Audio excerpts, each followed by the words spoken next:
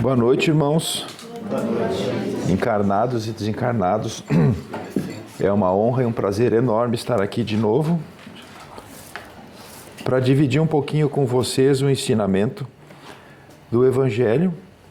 O Evangelho não apenas o Evangelho do Cristo, mas o Evangelho que nos foi trazida, a interpretação do Evangelho que nos foi trazida por Allan Kardec, que decodificou essa doutrina maravilhosa, que nos mostra, nos aprofunda o que o Cristo queria que nós fôssemos, o que Ele queria que nós quiséssemos. Então Ele trouxe o Evangelho visto com os olhos, com as lentes da doutrina espírita. E é isso que a gente sempre vem aqui para dividir com vocês. Eu digo dividir porque quem sobe aqui na frente para falar é o primeiro que estudou o assunto e se aprofundou no assunto para vir aqui dividir com vocês para não falar bobagem, né?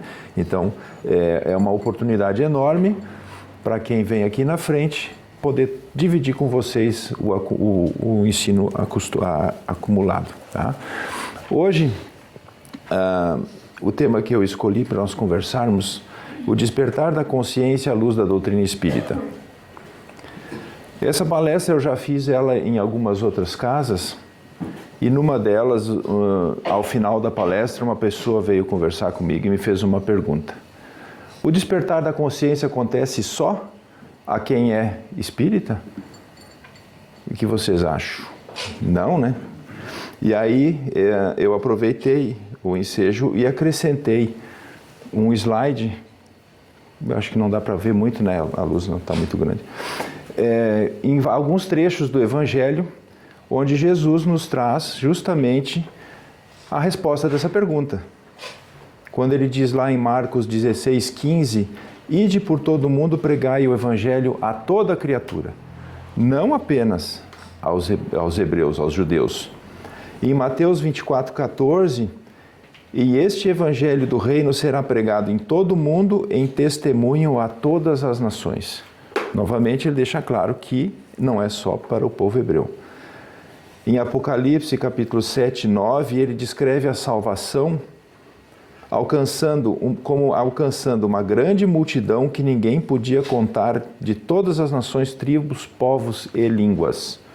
E, finalmente, na carta de Paulo a Gálatas, capítulo 3, versículo 28, mostra que em Cristo não há distinção de raça ou condição social, quando Paulo escreve: nisto não há judeu nem grego, nem servo nem livre, nem macho nem fêmea, porque todos sois um em Jesus Cristo. Eu acho que com isso se responde essa pergunta, né? Não é só aos espíritas que o despertar de consciência vem, e sim a todos aqueles que seguem o ensinamento de Jesus, seja qual for a sua ideologia, a sua interpretação, qual a doutrina que siga, né? Contanto que siga o que Jesus queria que ele fizesse. E o que vem a ser o despertar da consciência? O despertar da consciência é um momento quando nós, espíritos, não o meu espírito, quanto nós, espíritos, começamos a nos questionar quem realmente nós somos, de onde que nós viemos e para onde nós estamos indo. Não temos um momento na nossa vida em que começamos a questionar isso? O que eu estou fazendo aqui? Do que eu vim? Para que eu vim? E aí a doutrina espírita nos começa a responder essas questões, dizendo que nós não somos apenas um corpo físico, que nós somos espíritos imortais, criados à imagem do Pai, com todas as características de Deus colocadas de forma latente em nós, para que fossem desenvolvidas através do nosso esforço, do nosso trabalho, da nossa compreensão, do nosso entendimento. E lá no Livro dos Espíritos, no capítulo 1, na pergunta 115, Kardec pergunta se Deus criou todos os espíritos.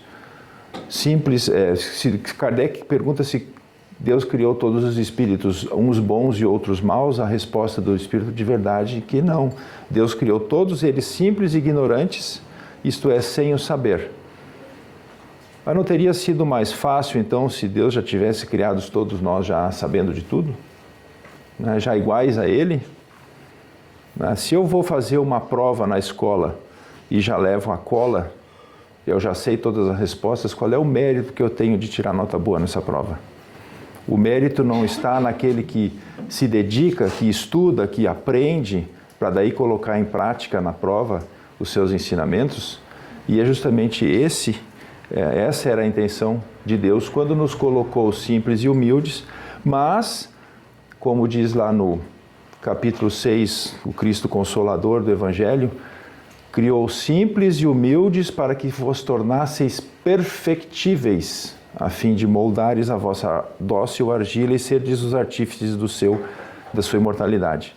Ou seja, fomos criados simples e humildes, mas temos a capacidade, todos nós temos a capacidade de, através do nosso esforço, do nosso entendimento, da nossa dedicação, trabalharmos para transformarmos os substantivos de Deus, que foram colocados em forma latente em nós, em adjetivos da nossa vida. Por exemplo, Deus não é bondoso, Deus é a própria bondade, Deus é a inteligência. Nós somos inteligentes porque Deus colocou latente em nós a semente da inteligência para que nós, através do nosso desenvolvimento, nos tornássemos inteligentes. Nós nos tornássemos bondosos, benevolentes e todas essas características de Deus. Kardec segue na doutrina espírita mostrando que todos nós estamos em constante evolução. A história, a nossa caminhada evolutiva é constante e praticamente infinita, né? Se nós olharmos dentro dos limites do nosso entendimento, praticamente infinita. Ninguém nasce perfeito, todos nós nascemos simples e humildes, como eu acabei de falar, com as condições de nos tornarmos melhores, e todos nós estamos aprendendo e alguns ainda apreendendo, né? Nós estamos não apenas acumulando conhecimento através da doutrina espírita, da Bíblia, sei lá de qual for a designação religiosa que nós sigamos, mas apreendendo também quando nós colocamos em prática aquilo que nós aprendemos. Que não adianta apenas nós amealharmos a maior quantidade possível de conhecimento se nós não colocarmos isso em prática. E essa tendência que nós temos evolutiva, que foi colocada em nós por Deus na nossa criação, ela está escrita na nossa consciência, como diz Kardec na pergunta 621 do Livro dos Espíritos. Ele pergunta onde estão escritas as leis de Deus. A resposta é na consciência. Então nós temos Deus nos criou e colocou em nós um guia moral. Essa consciência é um guia moral, porque inconscientemente nós sabemos quando estamos agindo bem e quando estamos agindo mal. Por mais que a gente escolha a prática do mal, no fundo nós sabemos que nós estamos fazendo errado. E se nós escolhemos a prática do bem, a gente sabe que a gente está fazendo o bem. E essa consciência, ela é como se fosse uma bússola moral. Ela nos aponta a direção do bem, mesmo que nós não escolhamos segui-la, mas ela sempre nos mostra a direção do bem. Ela sempre nos aponta a direção do bem. Eu coloquei até aqui como exemplo o grilo falante. Os mais antigos vão lembrar, né? Crianças mais novas acho que não conhecem o grilo falante, que era a consciência do Pinóquio, né? O Pinóquio andava aprontando das deles e o grilo falante ficava, não faça isso, isso é errado.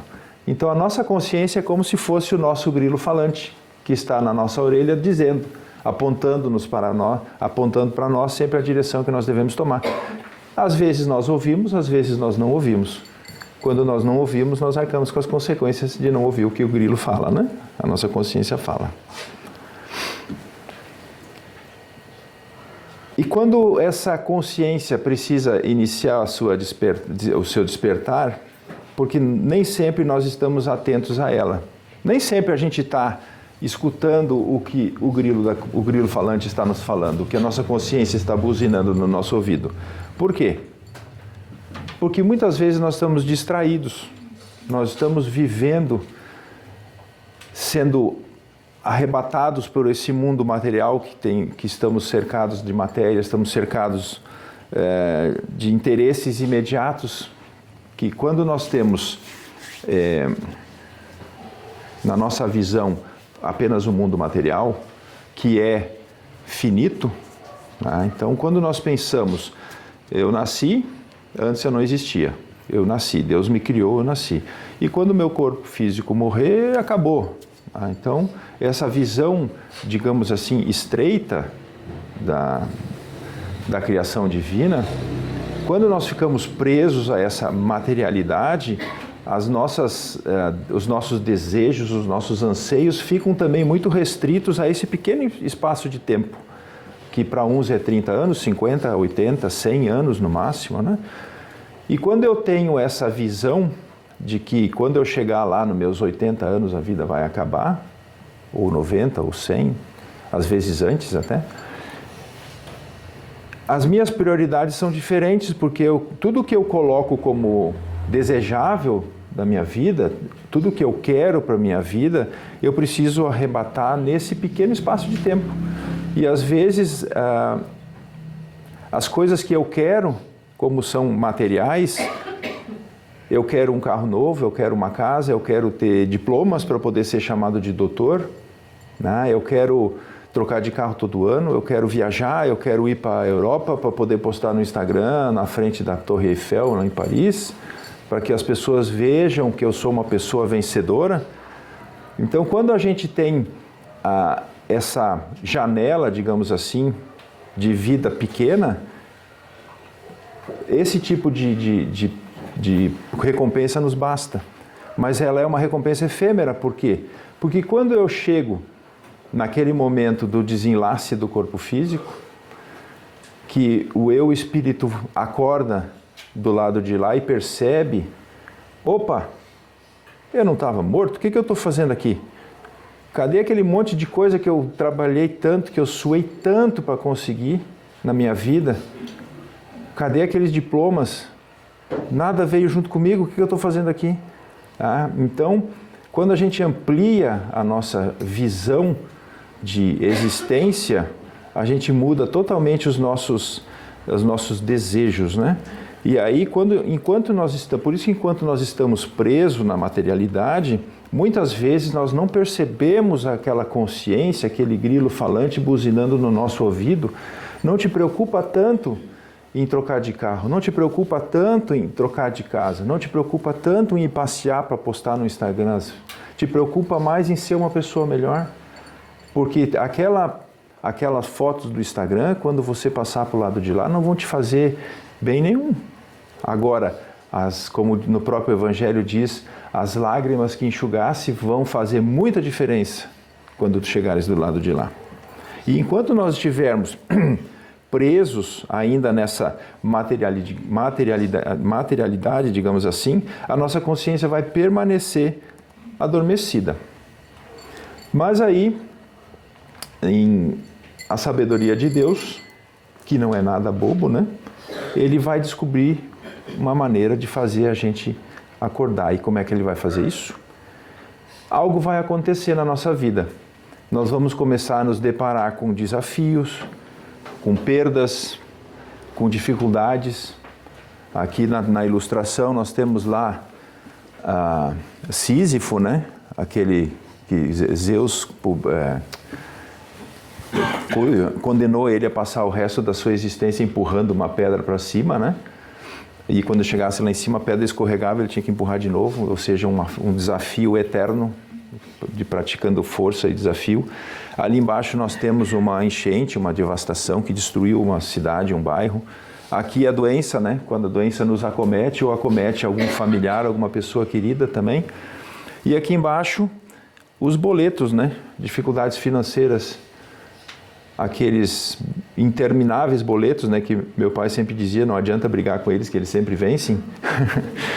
Então, e aí quando essas dificuldades começam a surgir na nossa frente, a gente começa a pensar e dizer, puxa vida, eu estou fazendo alguma coisa errada.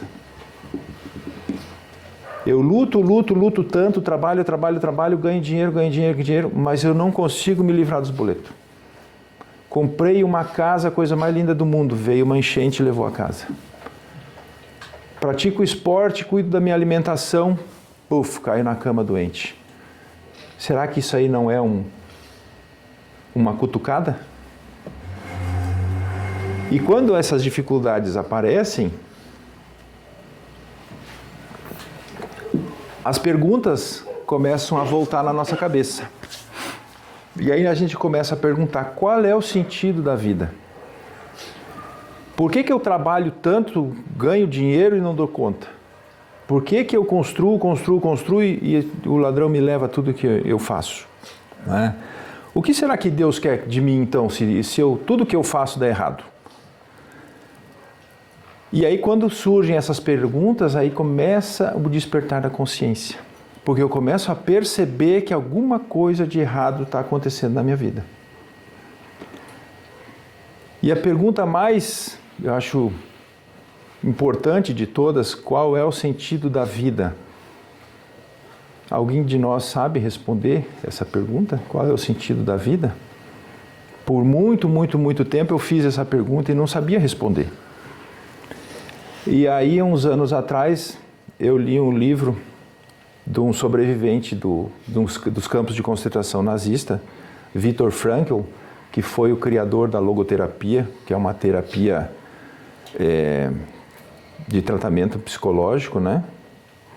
E ele passou anos nos campos de concentração, perdeu esposa, filhos, praticamente a família toda, e viu vários e vários colegas sucumbirem ao campo de concentração e não sobreviverem, e ele conseguiu sobreviver.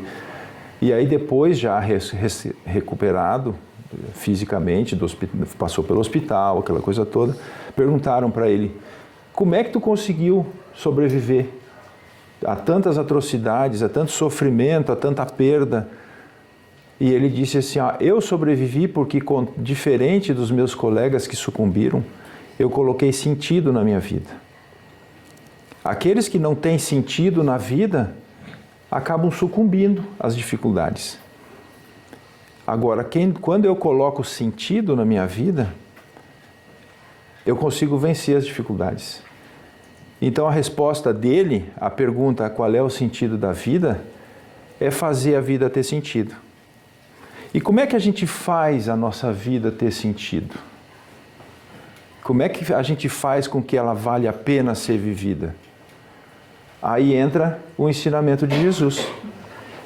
Qual é a vida que Jesus colocou como a vida melhor para ser vivida por nós? É a vida que é vivida em função do outro. A vida que é vivida em função de ajudar o outro, alavancar o outro, a fazer coisas como essa que vocês estão fazendo, essas campanhas de arrecadar alimento para melhorar a vida dos outros, aliviar o sofrimento da vida do outro, fazer com que o outro viva a vida que ele não viveria se você não estivesse. Né? Essa é a vida que o Cristo queria que nós vivêssemos, a vida de entrega, de comprometimento com o outro. Mas aí não é só o outro que está se dando bem, eu estou me lascando. Não, quando nós fazemos a vida do outro ser melhor, nós também ganhamos com isso. Por quê? Porque aquele outro que recebe a nossa ajuda, ele vibra, e essa energia, essa vibração positiva também nos atinge. E não porque eu não vou fazer o bem pensando nessa recompensa, não é isso. Não é essa a verdadeira caridade que o Cristo queria, né? Ele queria uma caridade abnegada, sem a intenção de retribuição. Tá? Mas quando nós fazemos essa caridade, nós recebemos de volta. Então, fazer a maior quantidade de bem possível para o outro, consequentemente, nós também vamos ser beneficiados com isso. Então, aí que está a grande pergunta, a grande resposta do sentido da vida. É fazer com que a vida tenha sentido. Aquela vida vazia, a vida do Instagram, não tem sentido. Porque a partir do momento que os seguidores começam a desaparecer da minha conta, começa a bater o desespero. Meu Deus, eu tinha 500 seguidores, hoje eu tenho só 300, o que está acontecendo? Né? Aí começa a bater o desespero, tem que correr atrás, tem que fazer mais post, tem que fazer mais reels, tem que fazer não sei o que mais para trazer esses seguidores de volta. Porque Como é que eu vou sair na rua se as pessoas ficarem sabendo que eu estou perdendo meus seguidores? Então, essa é a vida sem sentido, é a vida presa à matéria, que a gente já falou agora há pouco. A consciência adormecida pela materialidade. E aí, quando a gente consegue responder essa pergunta de qual o sentido da vida, colocando sentido na vida, a gente já responde a segunda. Por que eu estou aqui? Justamente por isso, para colocar sentido na minha vida. Colocar sentido na minha existência. Fazer com que essa minha passagem por esse plano espiritual, por esse plano material aqui, tenha validade. Não seja oca, né? Não seja vazia, ela seja... que quando eu passar para a pátria espiritual, as pessoas se lembrem de mim como uma pessoa boa que fez o bem para o outro. Né? E aí também respondemos a terceira pergunta, que é o que Deus espera de mim. Que eu seja uma pessoa boa, que eu seja um homem de bem, como temos lá no Evangelho, né? O homem de bem é aquele que coloca a lei de amor, amor e caridade na sua maior complexidade. E aí, quando essas perguntas começam a surgir, nós começamos a respondê-las, inicia o nosso despertar da consciência.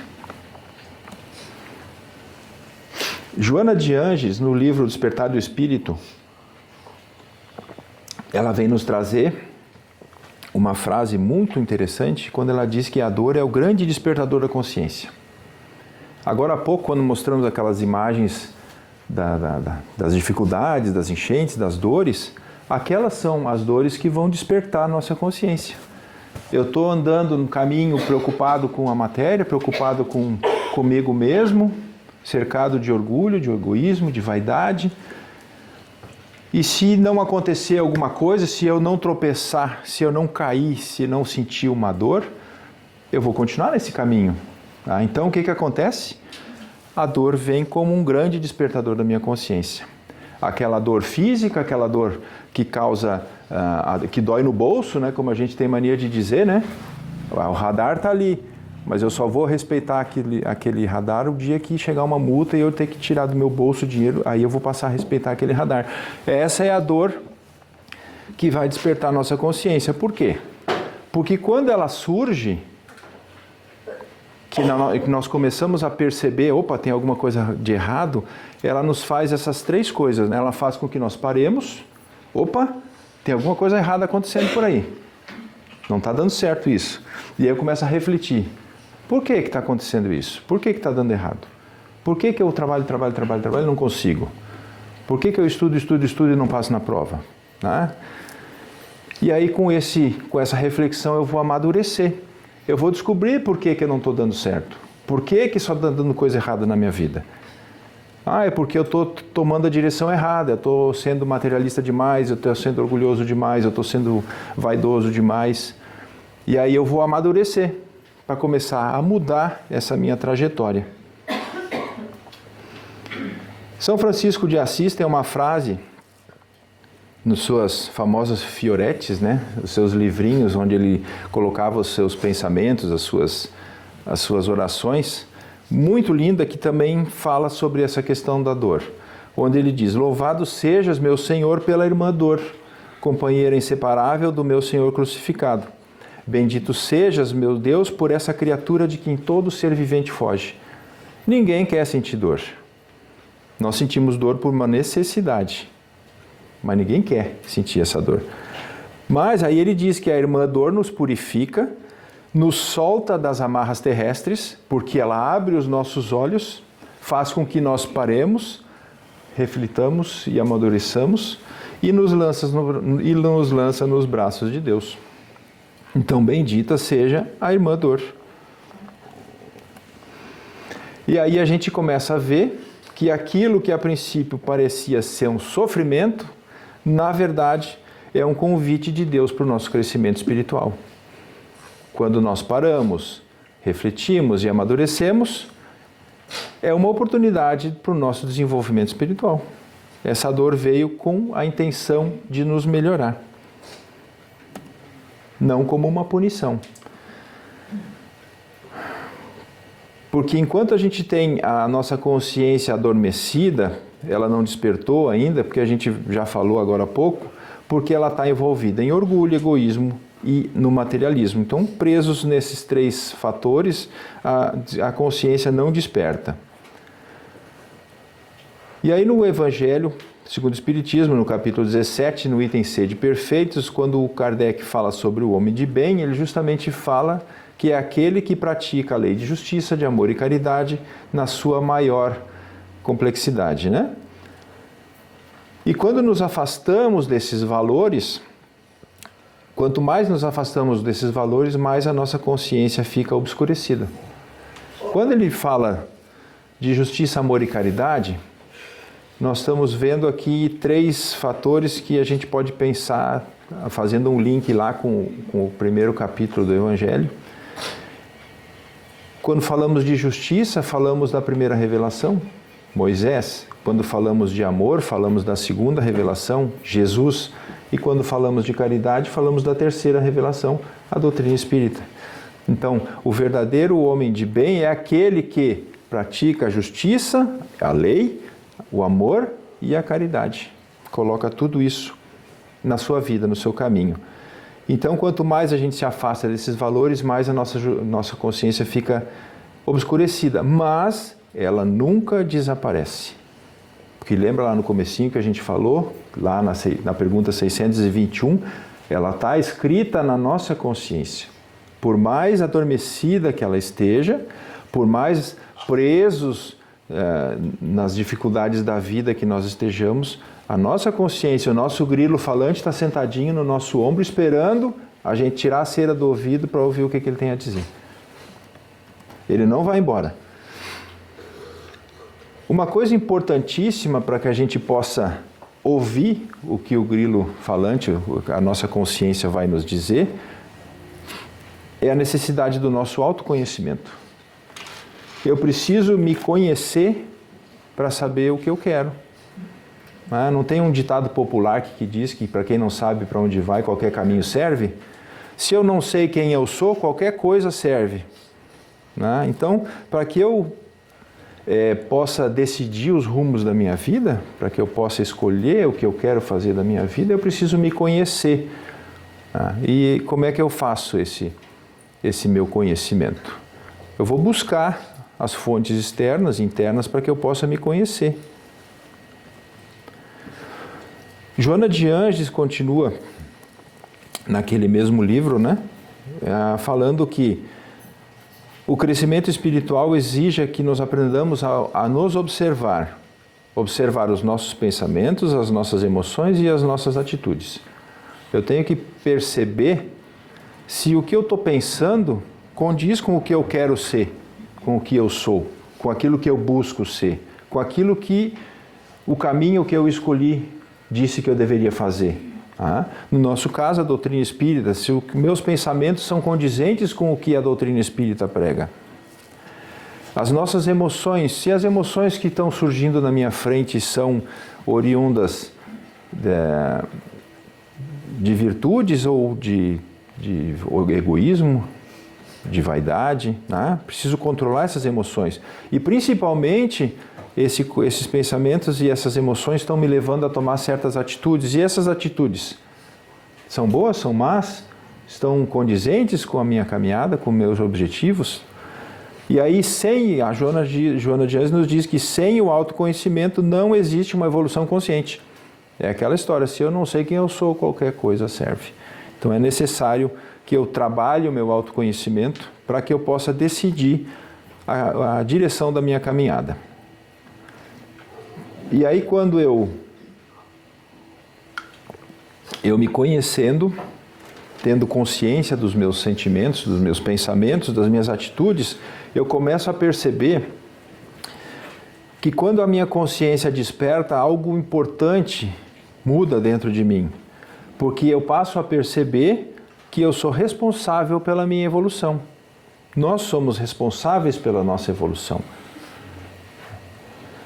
Nada nesse mundo acontece por acaso. Nós temos na lei da física a lei da ação e reação e na lei moral a lei da causa e efeito. Tudo que eu faço gera consequências positivas ou negativas conforme os resultados que levam às minhas atitudes. Cada pensamento, cada atitude, cada decisão gera consequências.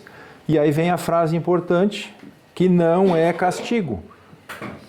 Deus não pune, Deus não castiga. Tudo é educação moral e espiritual. A grande parte dos pensamentos religiosos colocam Deus como um ser punitivo, que impõe castigos severos a quem não cumpre as suas determinações. Mas na doutrina espírita deve ser diferente. Aquela frase do Evangelho de João que diz assim, o amor cobre a multidão de pecados, na doutrina espírita eu vejo ela como o amor cobre a multidão de enganos. Porque quando nós pecamos, o que vem a ser esse pecado não é um engano, um desalinho com as leis divinas. Quando eu cometo um dito pecado, na verdade eu não estou cometendo um erro na caminhada, estou fazendo uma coisa errada do que eu deveria fazer, estou